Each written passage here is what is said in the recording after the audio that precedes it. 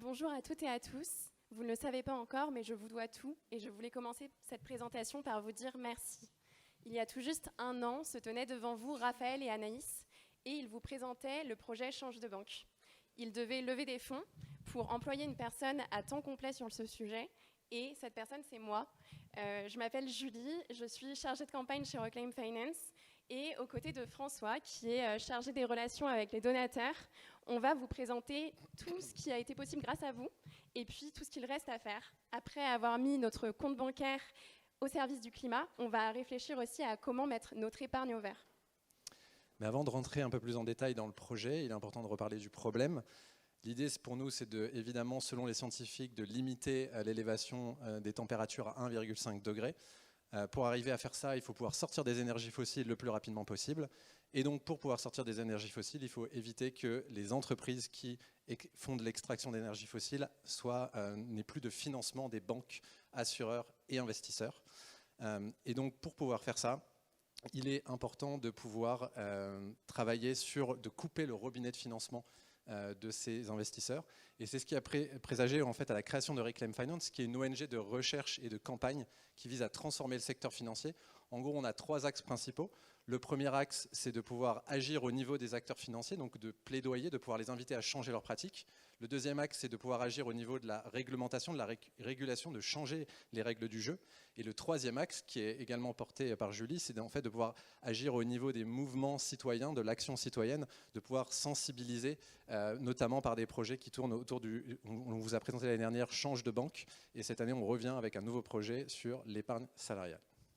Donc, un de nos objectifs, c'est de mettre l'épargne des Français et des Françaises au service du climat. Pour vous donner un ordre de grandeur, cette épargne, elle représente 2 fois le PIB national. C'est gigantesque. Et donc, il a fallu commencer par un produit d'épargne en particulier. On en a choisi un qui concerne un salarié sur 2, c'est l'épargne salariale.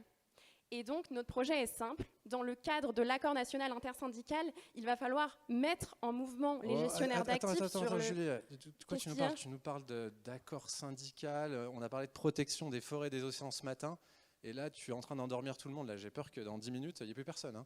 Il faut que tu trouves autre chose, là. Eh bien, je ne vais pas pouvoir réinventer toute la présentation, mais je peux peut-être commencer par un exemple plus concret. Ok.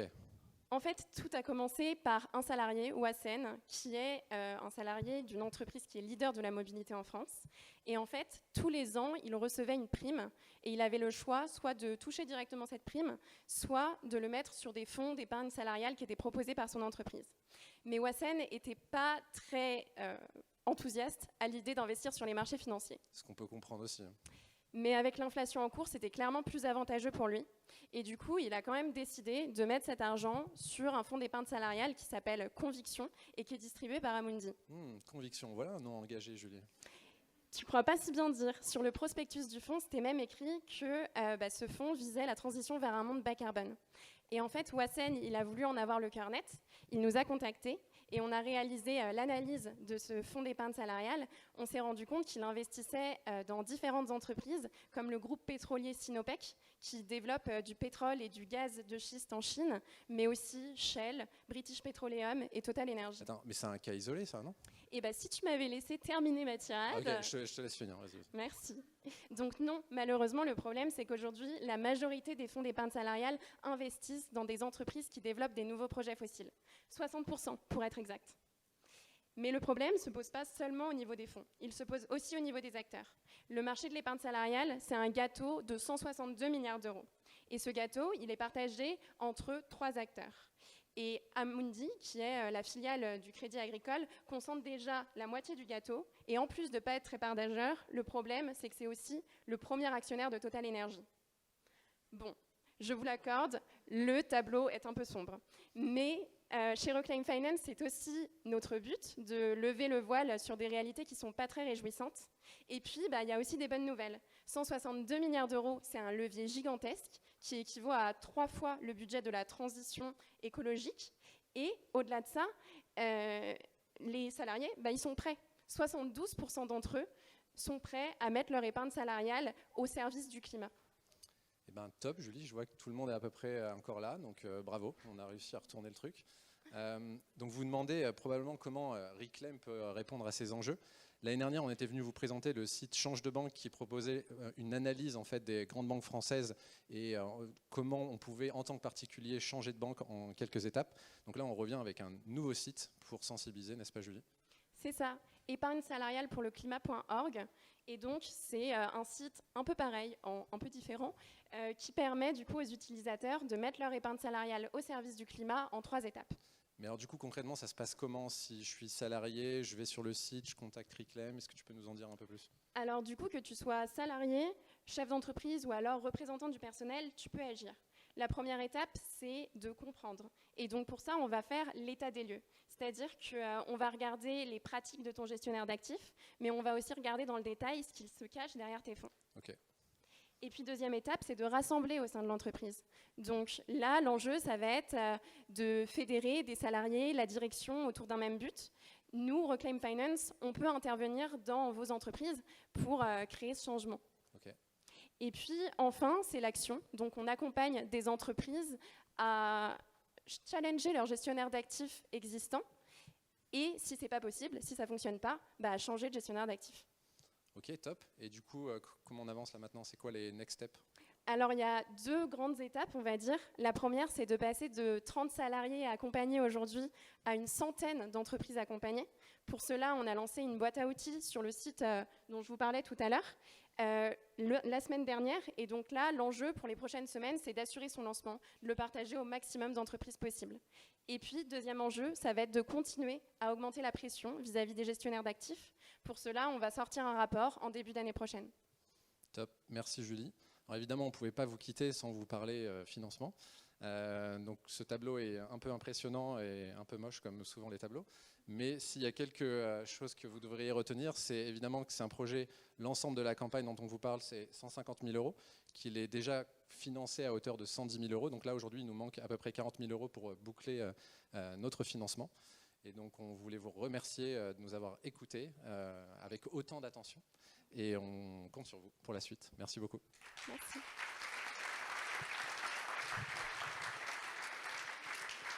Merci beaucoup, Reclaim Finance. Les questions dans la salle, on y va.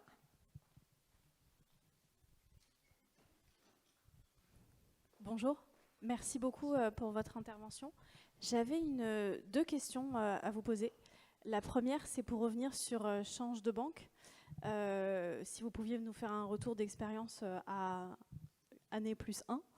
Et l'autre question, c'est d'un point de vue pratico-pratique, qu'est-ce qui se passe si on s'aperçoit que les fonds vers lesquels une entreprise peut rediriger l'épargne salariale actuellement de ses salariés ne sont pas durables? Quid? Qu'est-ce qui se passe après? Et qu'est-ce que vous proposez? Est-ce que vous pouvez flécher les salariés qui ont fait l'appel à vous vers des fonds en particulier? Enfin, voilà, comprendre un petit peu la suite, en fait. Merci beaucoup. Merci. Déjà, je vous remercie pour vos questions. Change de banque, ça a bien évolué. Du coup, l'année dernière, on vous l'a présenté notamment pour le profil particulier. Donc, l'enjeu, c'était d'accompagner des particuliers, autant que vous êtes dans la salle, à changer de banque parce que votre compte bancaire, en fait, il participe indirectement au financement de nouveaux projets fossiles et c'est ce qu'on cherche à éviter. Mais on a aussi accompagné d'autres acteurs. On accompagne les étudiants sur ces mêmes problématiques. On accompagne aussi des collectivités qui voudraient réaliser des prêts justement vis-à-vis de certains acteurs bancaires. Maintenant, il y a une quinzaine de collectivités en France qui envoient des questionnaires à leur collectivité à leur banque pour justement les challenger sur les enjeux climat. Et donc tout ça, ça participe à augmenter la pression vis-à-vis des banques, des gestionnaires d'actifs et donc à les faire changer. Donc ça, c'est pour la première partie de la question. Et pour la deuxième, qu'est-ce qui se passe quand on se rend compte en tant que salarié que notre fonds investit par exemple dans Total Energy? Qu'est-ce qu'on fait? Déjà, il faut trouver les bons interlocuteurs. Aujourd'hui, les représentants du personnel vont vraiment... en fait, ils ont la légitimité d'agir sur ces sujets. Aujourd'hui, ils peuvent lancer ce sujet sur la table avec leur direction et du coup en discuter ensemble. Donc la première étape, c'est de les contacter. Et après, deuxième étape, il y a des solutions, il y a des alternatives qui existent aujourd'hui. Il y a des gestionnaires d'actifs qui sont plus engagés. On l'a montré justement la semaine dernière quand je vous dis qu'on a développé une boîte à outils, c'est qu'aujourd'hui on a analysé en fait les acteurs qui couvrent 98% du marché de l'épargne salariale, et parmi ces 98 acteurs, il y a 4 acteurs qui se démarquent et qui aujourd'hui en fait témoignent de critères crédibles et du coup de réel engagement. Autre question? Oui, bonjour. Ici. Bravo pour le jeu d'acteur. Non, j'ai une question un peu technique, c'est pour aller juste plus loin dans ce que vous venez de dire à la fin de votre réponse.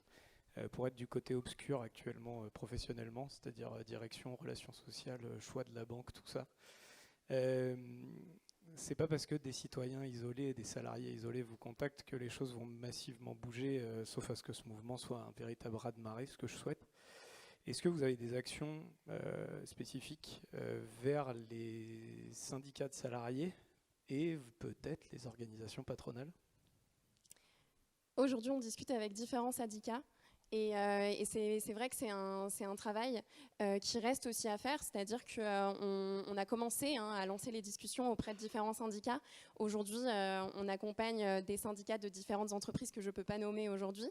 Et c'est vrai que le travail va beaucoup plus vite quand on cible des acteurs comme ça qui sont beaucoup plus puissants. Donc c'est clairement dans notre campagne aussi d'embarquer ces acteurs dans ces enjeux. Oui, Jean-Guillaume Péladan, Sycomore. Merci pour ce projet. Il y a un énorme levier dans l'épargne salariale, donc nous, on témoigne dans ce sens. Juste par souci de transparence, quelles sont les 4 entreprises ou produits financiers que vous avez identifiés? Première question. Deuxième question, est-ce que vous avez une approche purement carbone, ou vous regardez aussi la biodiversité, un peu tout ce qui est à l'image de ce qui a été reflété aujourd'hui, les impacts sur les écosystèmes marins, aquatiques? Et si tu as compris la deuxième partie de la question?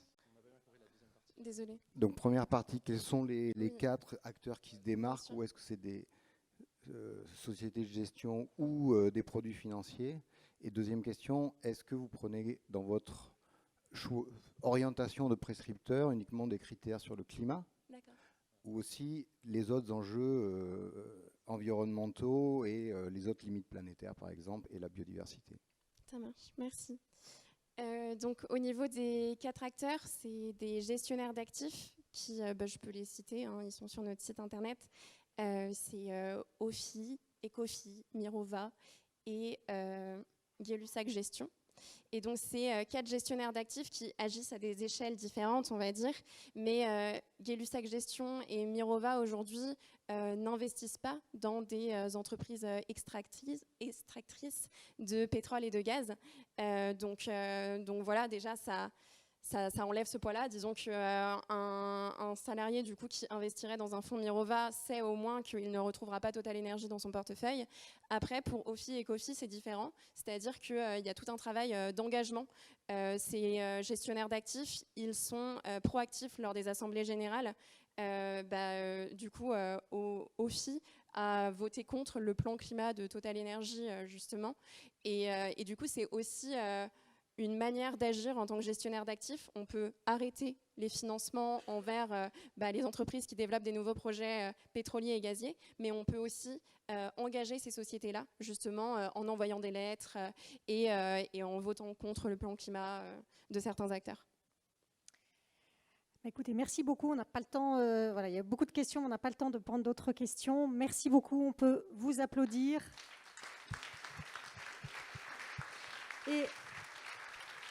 Et bien sûr, on rappelle que vous pouvez tout à fait dialoguer avec toutes les associations à l'occasion des